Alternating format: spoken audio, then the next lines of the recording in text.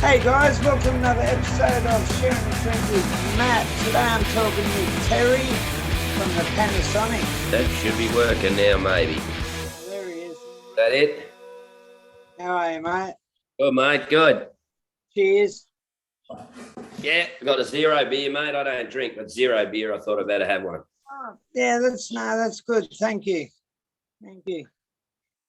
Fuck, man, you've changed. I've gotten older, mate. Pretty much we're the same age. Yeah, I'm 58. Okay, you're a bit older than me. Yeah. only by a few years, but yeah. Anyway, my questions are fucking out there, so it's totally different. I try to make the show as unprofessional as possible. So we'll start it off. Where'd the name Panasonics come from? Well, basically we were just jamming, me, Bill and Dino, and out at Mo's Desert Clubhouse, and they said, "Come on, you guys got to play a gig, you know." And we've gone, don't know. And then they said, we've got a tradies day. I said, "Come and play that." And I've gone, and we have said, well, okay, we'll do it. What are we going to use for a name? You got to have a tradie name. And my brother works for he's a Panasonic dealer. And I said, the Panasonics, they do drills and all that. So yeah, we went from there. And it just stuck. And then we had Bill and me came up with the sonic triangle of cochlear destruction, which is what we are. We're three guys who destroy ears, including our own. Yeah, no, I dug it. Well, hey, what was playing on your stereo when you were growing up? When I was growing up, well, probably... What did your parents subject you to? Oh, mate, the heaviest one was Drives to Sydney, and I know every word of most of his songs. Charlie Pride's greatest hits. All the crystal chandeliers light up. I know all those. The one that really hurt, though, that I can deal with Charlie Pride because I'm a bit of a Tex Perkins fan, so I like a bit of country. But, the Four Seasons, the double cassette. Oh, why don't I? Oh, that killed me. That was the one that killed me. And also, the first ever cassette I bought was Skyhook's Ego Is Not a Dirty Word. So we got Skyhooked on there sometimes too. Yeah. Wow, you are so lads,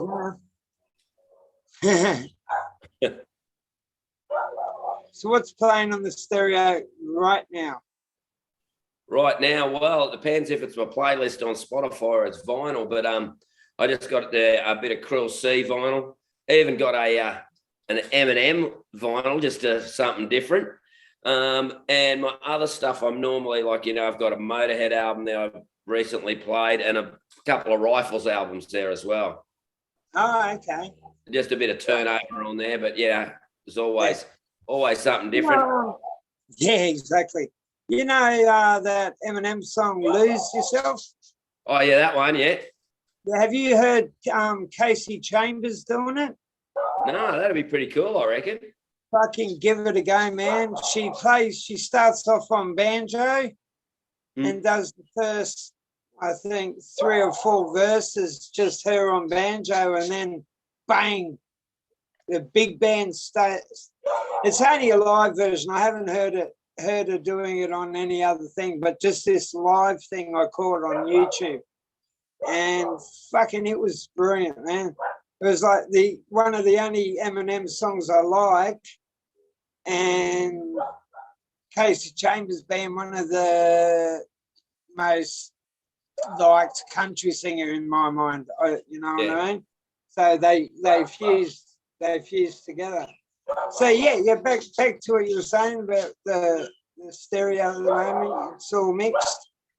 Yeah, I know, but it depends. Like on my I've actually been listening to a couple of more bands. Actually, one I've been listening to a little bit is the Schizophonics. They're a band from the US. The dude, this is the guitarist guy. He is an absolute freak. He rolls all over the ground, and he's like James Brown with the guitar. He does actual forward rolls with his guitar and keeps playing lead. He's a freak and a really kind of MC5-y kind of sort of sound. It's pretty cool. When you said he was rolling around on the ground, I'm thinking, oh no, G.G. Allen.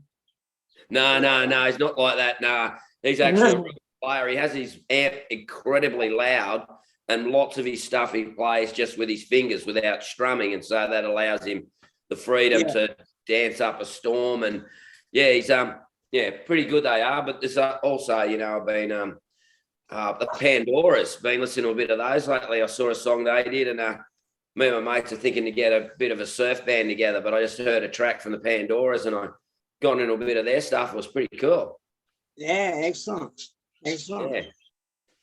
I'm gonna have to skip that one because I've forgotten it. As you were just speaking, I thought of a good question. But remember the Space Juniors? Yeah, the Space Juniors. Yeah.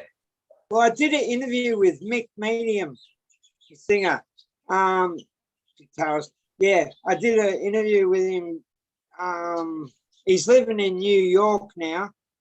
And he was at G.G. Allen's final gig. Oh. Yeah, he was at G.G. Allen's final gig, and I thought, fuck. And he said that you have to pay extra to get at the back. So you were safe. You're safe. Yeah.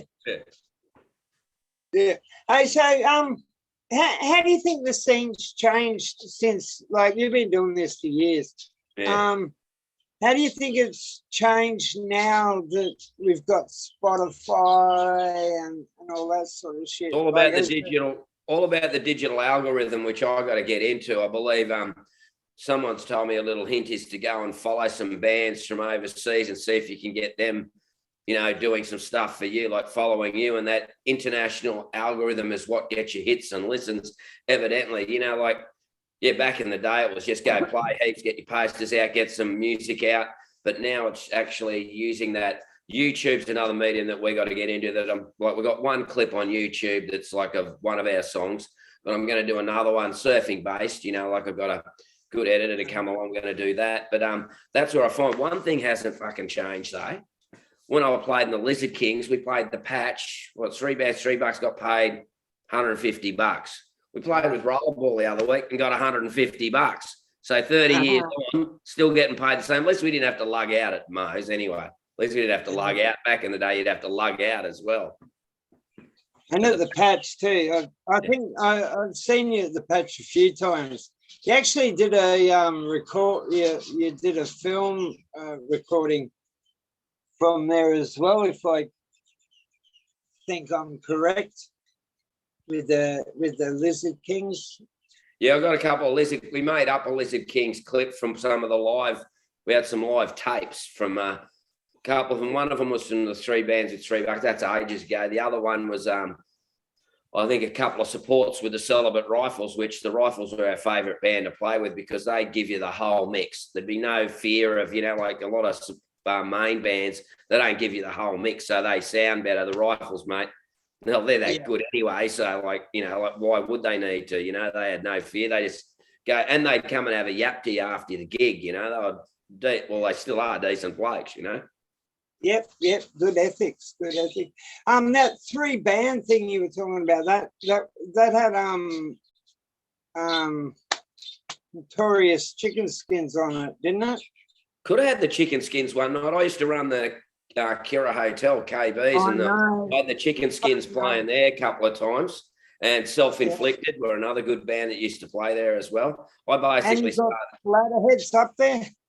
No, I didn't get Splatterheads. Got Frozen Doberman and a few other different bands from Sydney and Melbourne, but never got the Splatterheads. No. Who would have gotten this? Because I remember at the Kira Hotel was Way Cool Jr. and the Splatterheads, yeah. Oh, maybe, I don't know, mate. It's a long time ago. I had a lot of water under the I know Pangaea played one of their first gigs there. Who? Pangaea. Oh, yeah. And Pangaea, like the bass player from Regurgitator, and that was his main band, evidently. Yeah. That was from Tweed, weren't they, Pangaea? Yeah, mate, they really ripped in. They were like sick. I saw them and I went, wow, how are these guys? It blew me away. They were really good. Calling that a hotel. And I saw him I booked him at the Kira pub back in no. '89. Yep. And that's when I met Ben. That was before Regurgitated. I was in Regurgitated. That was one of two bands he was in back in the day. Yeah, I don't think I missed a Cura Hotel gig. I don't think ever. I used to like the Rock Against Recession ones. They were the good ones. Yeah. In the beer garden. Yeah. That used to go off. Yeah, it was good. What's your most memorable gig? What one that stands out in your mind? Probably. I reckon, as in that we played, or as in been to. Played. It'd have to be some of the supports with the Celibate Rifles, man. Like we've had some pretty epic ones with them, you know, mainly at the Patch, and it was just the camaraderie and the stage at the Patch was awesome. The size of it, you know, and it was really good. We had some really good gigs there. They'd probably be some of my favourite gigs I've ever played. You know, like just, you know, I was in my 20s, and it was just like, and the Rifles were like our heroes, you know. So it was like playing with your legend heroes, you know. So have they pulled it down and put something there, or is it? Yeah, there's units there now. It's all units. It used to be the Queensland Hotel. That went. I think that went in the late 90s. I think the Patch went, or maybe early 90s. That went because we played there about 89. I think the late 90s. Yeah, maybe, or mid 90s. Because I remember going from the playroom, dollar drinks. Oh, yeah, you might be right, actually. they had dollar drinks at the Patch too. They had dollar drinks there. The playroom finished at 3, and the Patch finished at 6. So once the playroom finished, I'd jump in the Theo's car and we'd go down the Patch, and then at a pie shop at 6 o'clock in the morning. Well, see, that's why I used to surf at Green Mountain D-Bar and all that Friday mornings, because all the boys were smashed up and weren't surfing. Yeah, that's it. I was actually speaking to fucking his brother. Owned that little surf shop across the road from the Patch. He used to have rack. Mason Rack. Mason Rack, yeah. I saw Mason yesterday. He's supposed to have a good fucking band going on at the moment. Mate, he's a blues king. He is an amazing guitarist, amazing performer. He's one of the best bluesmen that Australia's ever produced, and he's a quality player and a quality bloke too. I like him. He's a good bloke. Yeah, he was brilliant. Yeah. I speak to Greg a lot, and like he's poor Greg with his conspiracy theories. But yeah. What's the best venue that you've ever played in? The best? Oh, you know what? As far as the setup, it'd have to be the Patch. You know, like I would like to play like at the moment at the Gold Coast, Miami Marquetta. That I haven't played there yet, but that stage is really good and the sound's really good. There, that's one of the best venues. The Patch, though, used to be one of the best. Mo's Desert Clubhouse at the moment, that's a great little venue to play as well. That's got some great bands, but it's a good one to go and see and play. They're probably, you know, like it's a lot of it comes down to the stage sound and stuff too, you know, like. But the Patch used to have, like, it was brilliant. It was such a good setup. It's a shame it's gone because it had a really big stage. It was so much like, definitely. Yeah, we played some places where you could hardly fit a 3-piece on the stage, you know, and we got 5 of us on there. But the Surfer Surf Club used to be fun to play too back in the day because that was so intense and tight and sweaty, and you know that was pretty cool. Surfer Surf Club. Yeah. Same with Henry Rollins played there, a few others. You played at Nobby Surf Club a few times, didn't you? Oh, I think it was my birthday. We played there. But we played Broad Beach Mermaid Surf Club once too. That was another band, the Television Addicts. Yeah.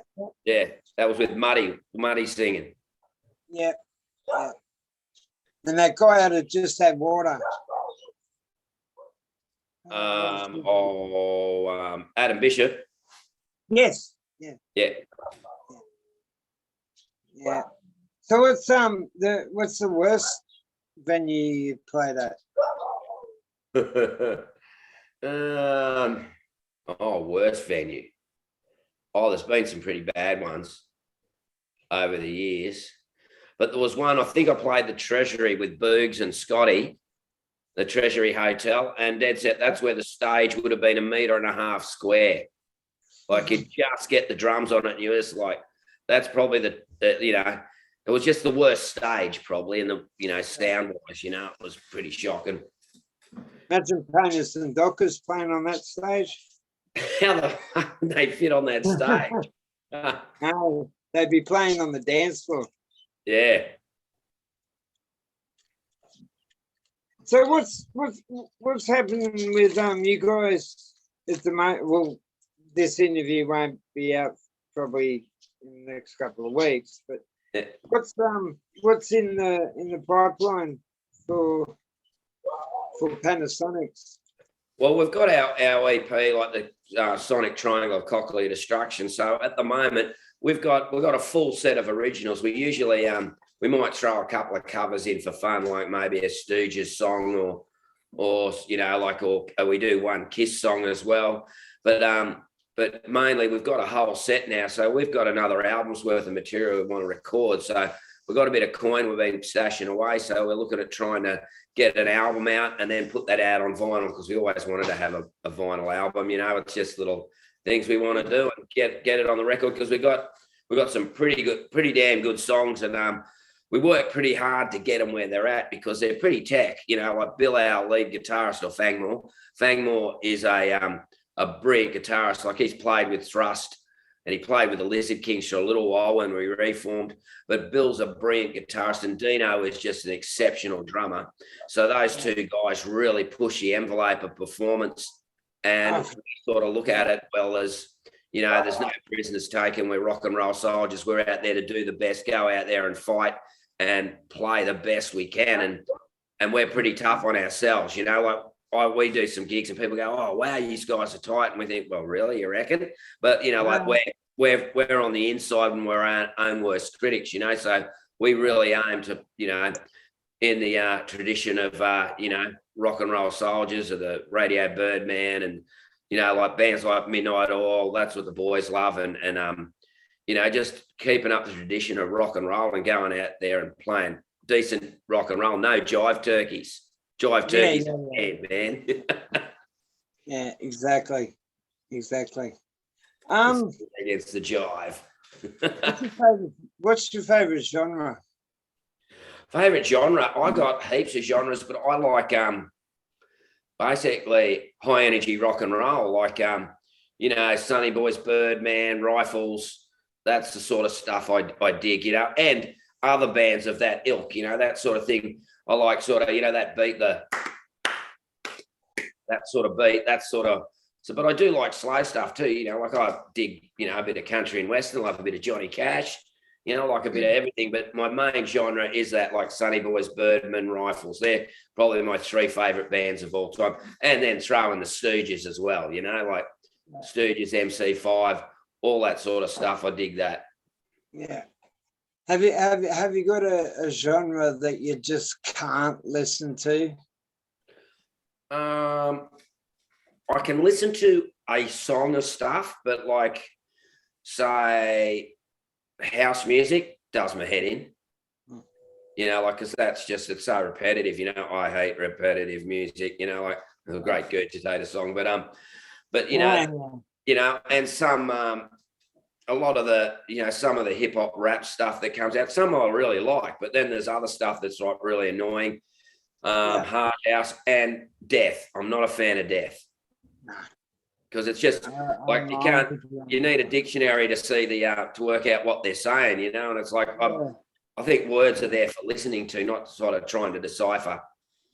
Yeah, exactly. And I'm more of a fan of lead breaks and stuff actually saying and talking to you, rather than how many notes you can fit in a bar, Yeah, definitely. And you don't even need a lead break, sometimes, but we got them. But yeah. So how did lockdown treat you? What was that, mate? How did lockdown treat you? Well, it meant we couldn't jam some. Then we were able to jam because we had a jam session. Now I've got a jam room in my house. So that's a lot better but basically it was no gigs. That sort of sucked. And then when it sort of opened up a bit, it was all right, sit down gigs. But yeah, it really killed, like, there was no chance of playing anywhere. And blokes like Mason Rack had to go back bricklaying and, which is a bummer, because the musicians got screwed over by the government at the time, It's like, they could only get the dole. That's all they could get. Yeah. Where everybody cleaned up. The 80s as well. Yeah, it was a shame, but yeah, I did pretty well. So it was not much we could do. So we sort of worked on our own stuff, and that's what we do. Yeah. So okay, I come to you and I say, I need you to put together a 5-band interview, 5-band gig. What would your dream gig be? Who would you pick? We don't need to be alive or currently playing. Well, definitely Celibate Rifles would be one of them because they're my absolute faves. Sunny Boys, Radio Birdman. Also, what have I got? 1, 2, 3. Got 2 left. Oh, this is hard. Change it up a bit, or MC5 because I've never seen the MC5 and Iggy and the Stooges. There you go, those ones.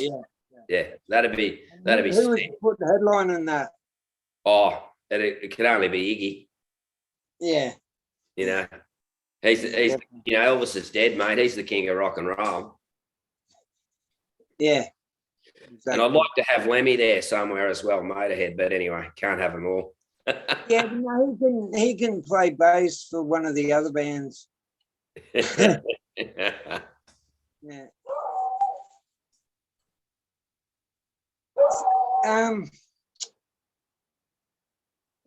We've pretty much gone through that. Okay, I wanna make a movie. I need someone to do a soundtrack. Would you do a score or a soundtrack for a movie? And if so, what genre of a movie would you prefer to do? If I did a soundtrack for a movie, it'd be either A, a surf movie, or B, a Western, some type of, like that movie Dead Man with Johnny Depp that's got, nearly soundtrack in that. That's an amazing movie. In his head. Yeah. Yeah. It's pretty awesome, that movie, and that sort of thing. It'd be something, where you can get loud and up and down, that sort of thing. Yeah, no, that was fucking excellent.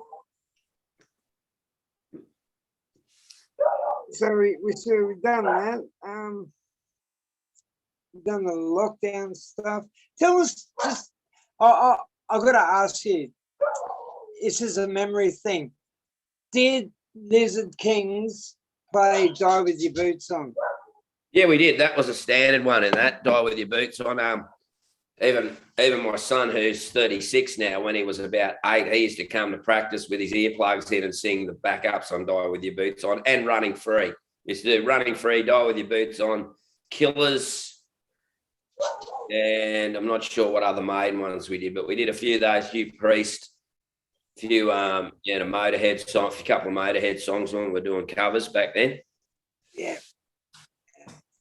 Yeah, I think I saw you doing it at Nobby's Surf Club. I think it was. You did play at Nobby's Surf Club, yeah? No, that was a different band.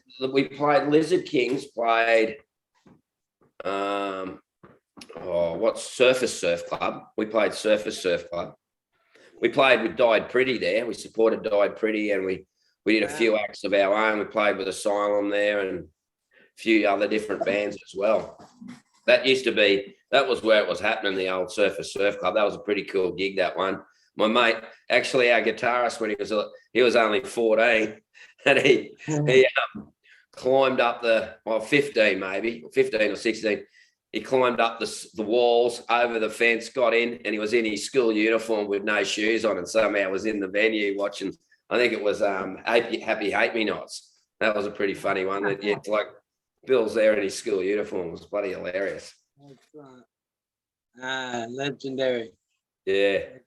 Henry Rollins played there as well, which was pretty sick. Yeah.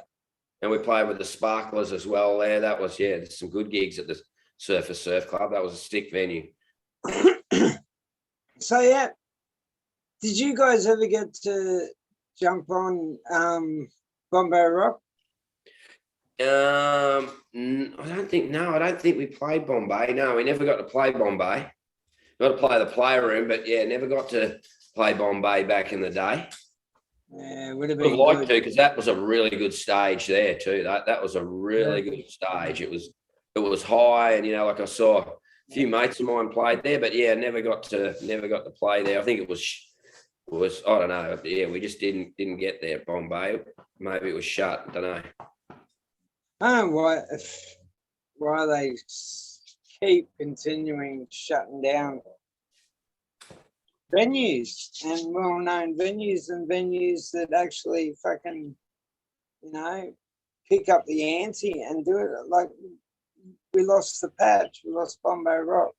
I heard you've even lost the Surface Beer Garden now. No bands play there.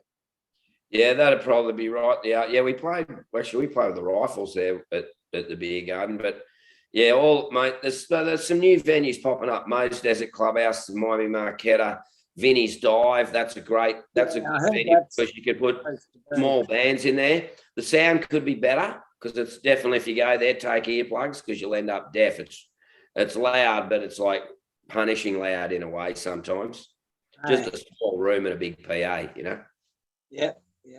I've actually put together a gig up in Surface with a Canadian band, Master Nate and the Reprobates.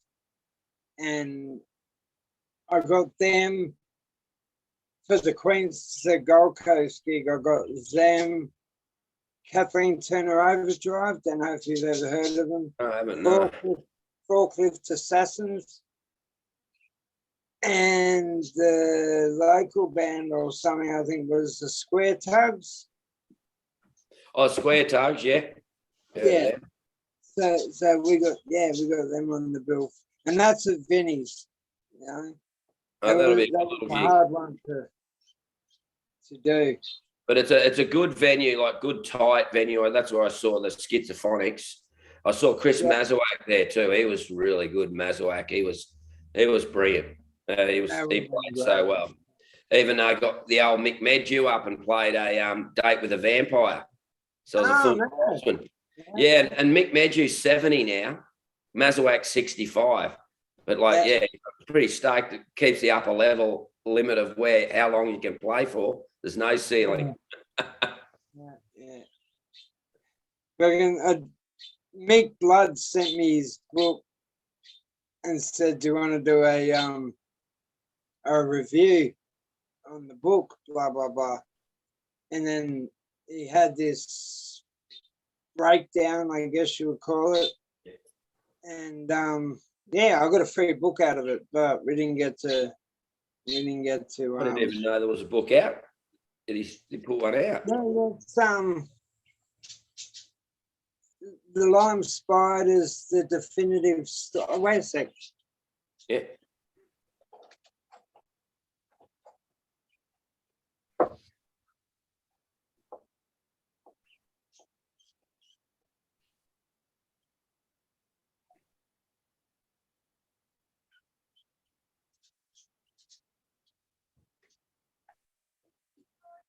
I can't at the moment, baby.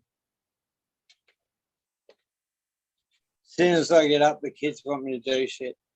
All right. Cool. I've got a Merry Christmas. Sweet. But And I think it's a great book. But yeah, we're talking about you, not like I'd heard all these rumors, people saying, "Oh no, the lime spiders, they're going to carry on without Mick, blah blah blah," and heard all these different stories. So I sent the lime spiders a message saying, "Are you going to do rehearsals to see who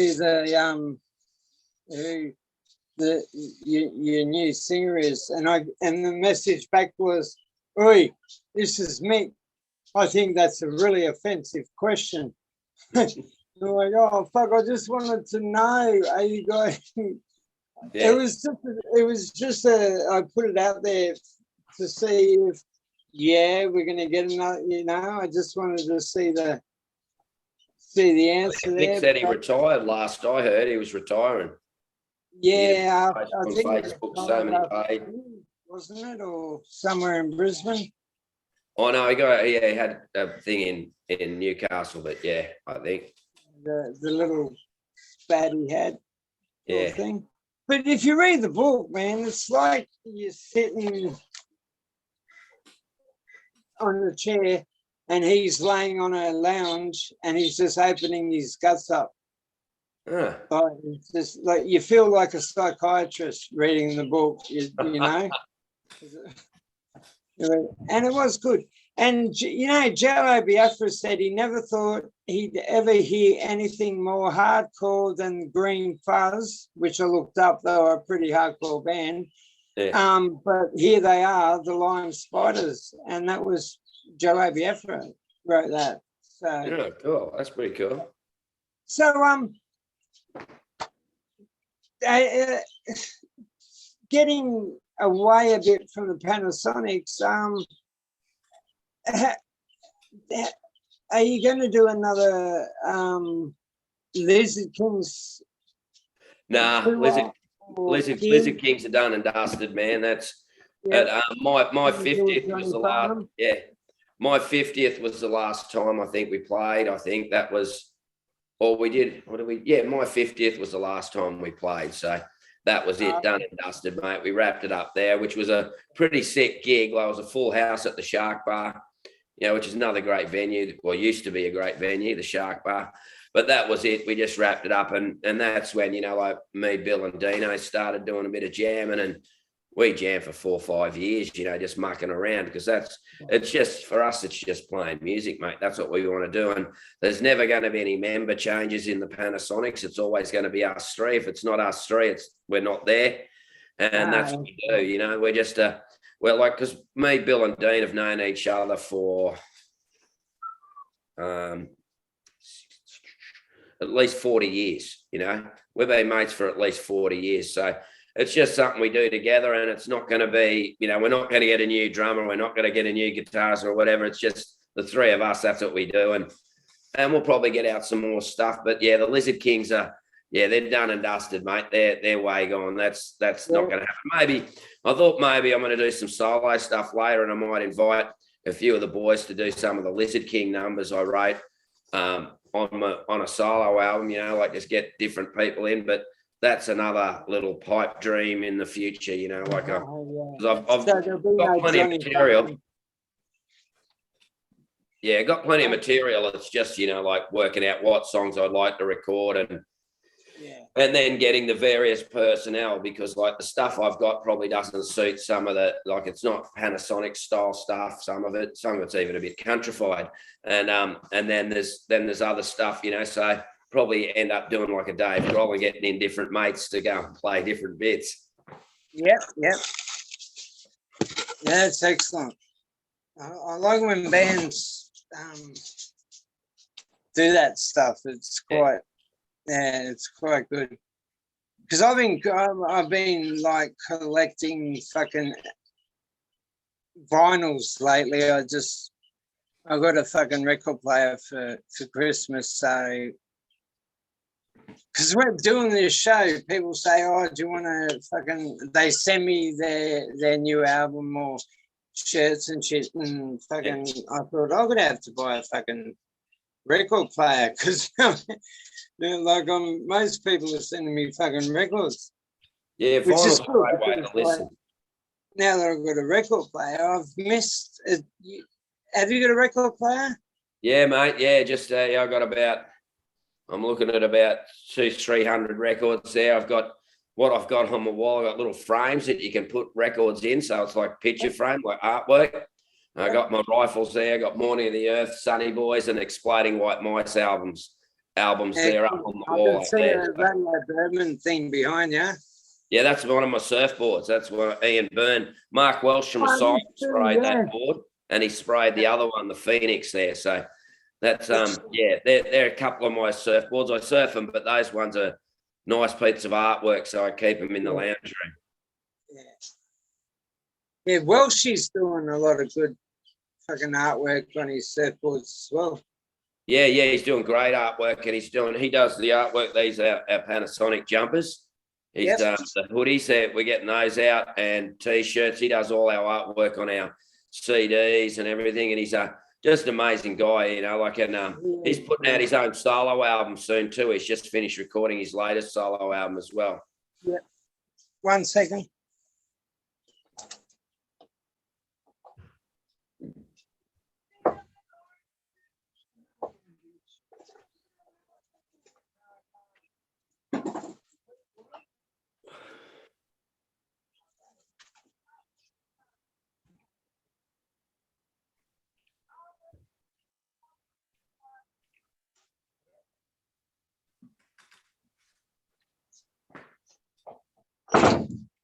Sorry, mate. All good. But I've got this, which is fucking brilliant. I don't know if you've heard it. Yeah. Mate. Yeah, I've heard that all. Yeah, I love wearing his ex-wife's wedding dress too. That's a ripper. What an album. Yeah. And his new stuff's even better, mate. Wait till you hear his new stuff. It's unreal. Yeah. Is that with tit fucking all that on it, or? No, this is a new one. Hasn't come out yet. He's just recorded. He had Venom play the drums, and then he's played everything else on it. Yeah. But this is it's a great bunch of new stuff he's putting out soon. So I'm not sure when it gets to vinyl or on Spotify and that. I've got I've got a review coming up with him, I think, next month. He said he should be pretty much ready for that. Yeah. Yeah. So the Panasonics, what are you like a weekly deal? Well, at the moment, Bill's been working a fair bit, but generally we jam and we just pick out our gigs that we want to do. You know, we don't do a hell of a lot of gigs. Last one was Rollerball about a month ago. That was a really cool gig, but we're not chasing gigs every weekend. We're doing the Gold Coast show on the 2nd of September. So that'll be a pretty fun gig for Triple M. But fucking oath, how'd you get that? I just threw a guy I know at Triple M. I just was in and he said, "Oh, we got this thing. You just want to play it?" And I said, "Oh shit, yeah, we'll have a crack." And so we're going to go do that. And any good supports that come up, we're happy for that. But we're not, you know, like we used to jam weekly, but at the moment we haven't. But that's just, you know, personal issues with everybody. You know, like we're all busy. We've got families. We've got businesses. You know, like I've got a PA system business I do for surfing events where I commentate that. And I just worked 17 days out of, actually not 17, probably 23 days out of the last month, 12-hour days. So, you know, that sort of stops us too. So we just, mate, it's not like we're going to rule the world, but it's like we have fun bringing out music. That's what we're doing, you know, like we're not really looking, you know, like fuck, look at the age of us. We're not going to go out and be playing on stages that, you know, across the world. Well, we would, but you know what I mean? We're just having fun, raking our music, and it's the best medicine for the soul, you know, like that. And surfing is the ultimate, mate. We come here on a Thursday night, we make up new tunes, we have a ball, just have a laugh, a couple of beers, play music, and it's great fun. And it's just making up stuff's the best when we just someone starts a riff and we all follow. And next thing, actually, two of the songs on that EP are actually start to finish as we played them start to finish. We made them up. And that's why High Life, you notice in High Life, there's the first two verses, there's no singing. That's because when we made it up, with no vocals. Yeah. Well, there was no vocals because I only decided to start making up words by the second verse. And that's how it recorded on my phone in the jam room. And so we put it together that way. Like when we actually recorded it, that's what we did. So that song, the sixth time we ever played it was live. And it's just got a little its own thing. It was just like all made up on the spot. And yeah, basically as it was, except for, like more guitar licks and stuff like that added to it. But yeah, that's what we did. Have you, they've got the Bugle, the Gold Coast Bugle. Do you know of that little zine that comes out? Oh, the Gold Coast, what, blank GC or something like that magazine? No, it's called the GC Bugle, Bugle. No, I haven't heard of that, no. It's a good fucking, I'll get onto him later and see if he wants to fucking do something with you guys. Which would be good, man, because the magazine's getting, Oh, that's good. Yeah. The more publicity we can get for local music, the better. Exactly, mate. Exactly. Yeah. Yeah. That's why I do this show. Because I'm never going to make a cent out of it. Yeah, well, that's the same with us, mate. We're not looking to make any money. We're just looking at having fun and getting the CDs and the other stuff made. Yeah, it's just to have it, like it's not to make money out of. Definitely. Well, there's no punks out there that are going to press like on my show, they're too fucking lazy. So yeah, I just watch the interview and I get a view, not a like. Yeah. But yeah, I'm getting there. It's working out the way I want. So you've just brought out the new album. Yeah. And you've got songs already for the second album. Yep. When do you think you're gonna? Is that a secret or?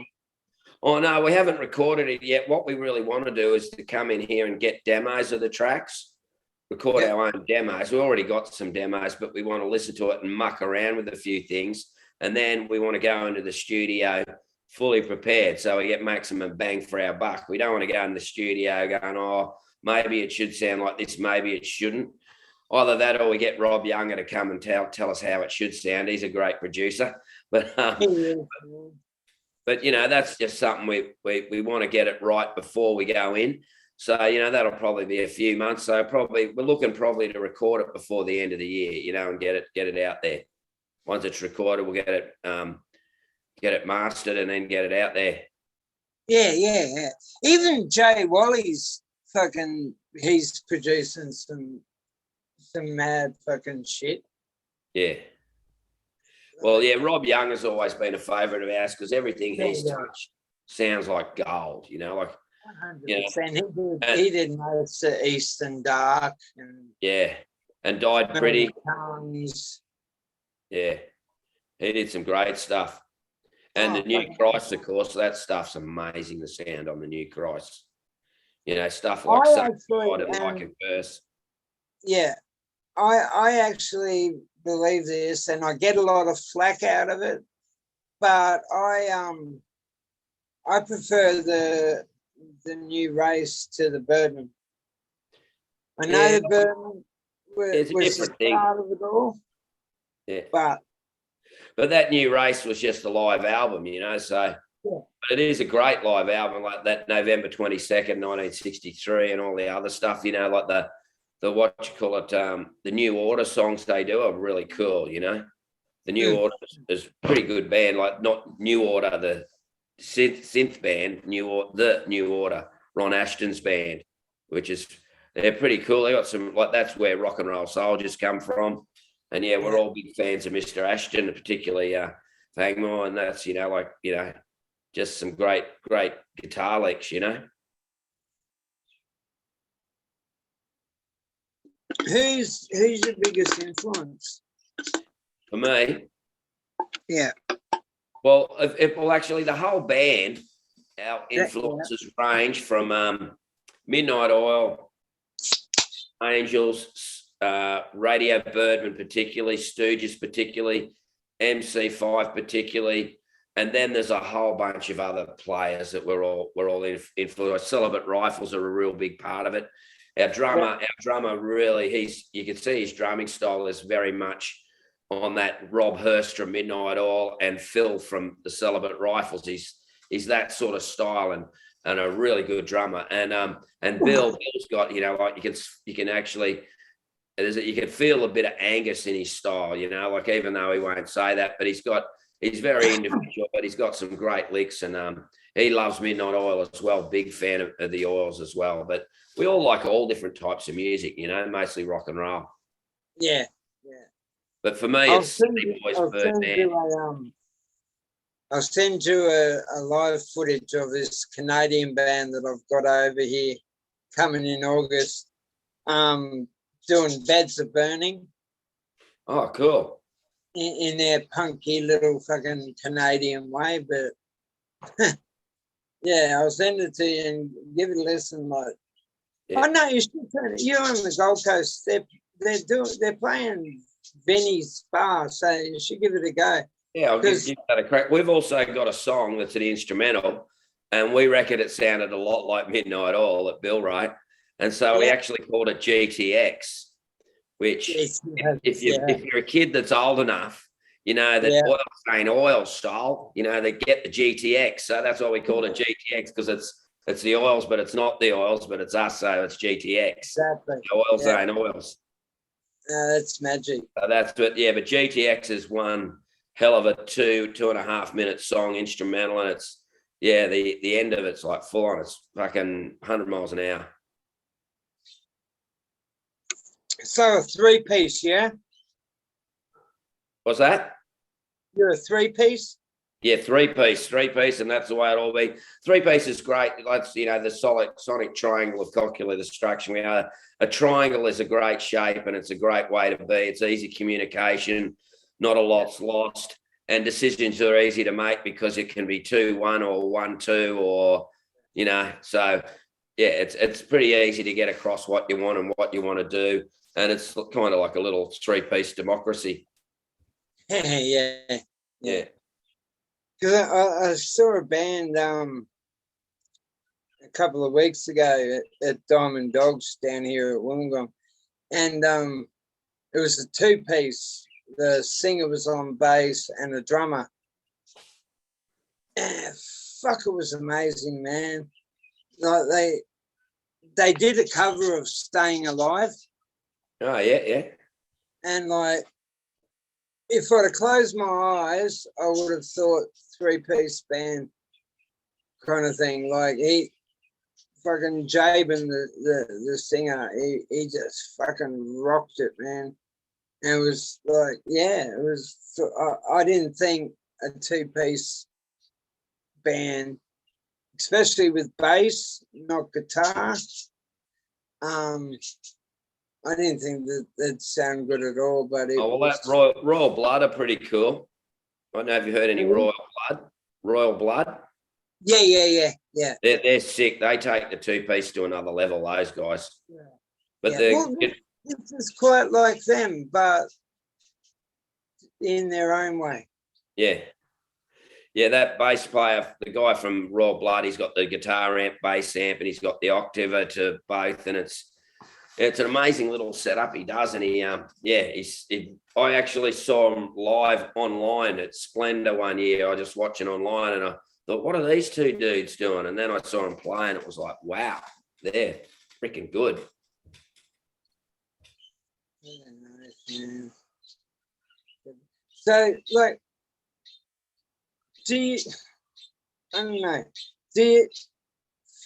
from the beginning, in the early days, the early 80s. What's changed in every part of being in a band and doing stuff? What's there must be a change, like things everything. Recording's way cheaper. Like Yeah. recording is a hell of a lot cheaper than it used to be. It used to, like cost that much to record. It was a lot harder. Now it's a lot easier and it's a lot cheaper. Accessibility worldwide. Now you've got worldwide accessibility. Like if you know how to do it, probably, which is something I probably got to learn, but you can get access to bands. And it's like we got someone in Spain listening to our music, a DJ in Spain that plays us on his radio station. So it's amazing that we have those little hookups, but that's the thing. It's a worldwide thing now. It's not just like, you ring out here in Australia and then and you try and get a contact and play overseas. But now you're in everybody's lounge and they just got that Spotify thing or whatever. That's the big game changer, that all this music is available to everybody who wants it, That's the thing, but there's still some really good stuff that's not on there. I know that because I've got some of it, and you go, oh, wonder if that's on and it's not, So there's some really good music that's not on those things, but that's, what you got to have. And you get a view or whatever, a listen to one of your songs on Spotify, that gives you guys 0.005 of a cent. Yeah, I know. I got $3.34 royalties the other day. I was wrapped. I've just put a deposit on a motor yacht. Yeah, they would go in the bath. Yeah. Like you can't, unless you're fucking Justin Bieber or something, especially in this genre of music. It's no matter how hard you work, no matter what you do, you're still gonna be fucking losers. You're still gonna lose. Oh, you're pushing shit uphill sometimes, but it's for us. It's not about. It's about playing. We enjoy playing. That's what it's about. We enjoy jamming. We enjoy making music and playing. So that's it. That's our thing. Yeah. So it's not about becoming millionaires, though it is a good joke that we got a motor yacht on the way. But so $3.34 in royalties. Look out. Wow, that's insane, man. Yeah. But the insane stuff is you're still getting paid the same amount for a gig. That's what's insane. Yeah. 30 years, it's the same price for a gig, Yeah. Some venues, I've been told by doing these interviews, actually charge the band to play. Yeah, I've seen that. There's no way I'd be doing that. Fuck that, man. Yeah. They're already making money from drinks. Yeah. And whatever is on the door and shit like that. Like, fuck. You don't want to pay to play, No way. Has that happened to you? Have you? Nah, we wouldn't fucking do it. Yeah. But we're not paying to play. We'll play for free sometimes, but never going to pay to play. Fuck that. Do that, I'll set up my own gig. I got to pay do it in a park or fucking something. Yeah, do a punk's Wait till the picnic. council come and send someone to arrest us.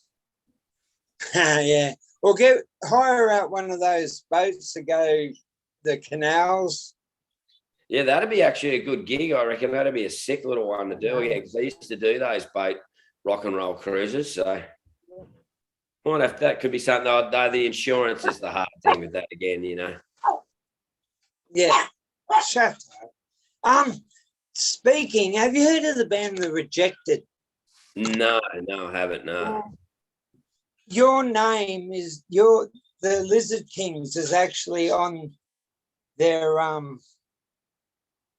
Oh, wow. Yeah, it's a thanks to 1 minute.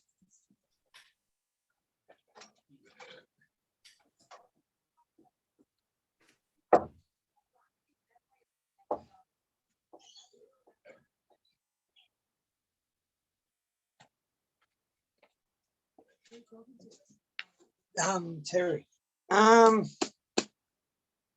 It's not in that one. It's in their first, not the volume 1, not volume 2, Live at the Mosh Pit, no. Yeah, Minor Offences, 1985 to 1988. And it says, thanks to MI, blah, blah, blah, blah, blah, blah, blah, blah, blah, blah, blah, blah, blah. Sickness, casual smoking. World War 24.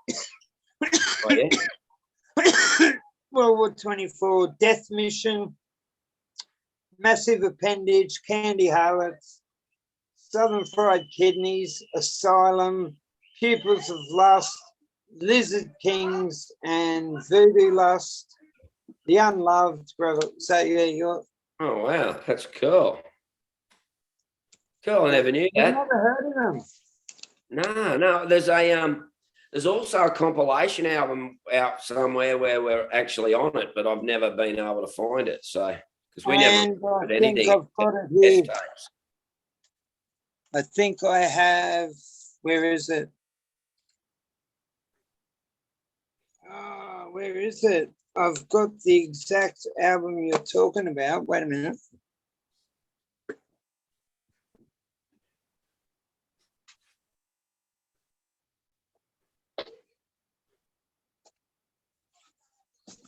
Time to Play Up. Ah. Yeah, this is number 9. You guys are on. I've got the whole lot, but you guys are on number 7. Wow. Which I can't seem to find at the moment. But yeah, it's the CD is called Time to Play Up. Ah. Snapshot Records. Oh my God! Someone took my CD. Fucking assholes. I'm gonna have to check that out. One of the kids has stolen my CD. Little pricks. Yeah, so check out the Time to Play Up. Yeah, I'm gonna do that. Number 7. I know definitely you're in number 7. Yeah. Oh, that's It's cool. in weather months here. You get people saying, "Oh, I just fucking heard you on the radio," or just I was at a friend's place smoking bongs and they put on this fucking music and it was you guys. Right? Yeah, no. Music scene's a small place, so A few people said we'll come up on different Spotify playlists they've been on. I've had a few people do that. And we get a bit of play on Rebel and a couple of other stations. Triple Z plays a bit, which is pretty cool. Triple Z's a great station. But yeah, it's pretty cool when you hear your stuff on the radio. I was like a little childhood dream. And actually, I do a surf report for 612 Brisbane, which is the highest rating breakfast show in Brizzy on the radio. And they gave away a couple of our CDs and played a snippet of High Life. So that's pretty good to get played in the straight world anyway. Yeah, definitely. Yeah. Definitely. All right. So to wrap it all up, what advice have you got to bands, young fellas that are trying to get into the scene? What sort of advice do you have? Record your music. Get your legals done. Make sure you got good sound and be an asshole about the sound. If you're not happy, don't start playing. Get your sound right, because even we've had a couple of gigs where it's like say, yeah, definitely record your stuff. That's the main thing I'd say, because the Lizard Kings, we should have recorded an album. We had the material, but you got to get in there and record your album, bite the bullet, spend the money, and go and record your stuff. Get it out there. That's what you got to do, and have a fucking good time. Yeah, that's all it is, isn't it? Really? Yeah. No worries, Terry. Thank you so much thanks, for coming on the show, man. Yeah. Thank you so much, Jeff. No worries. There you go.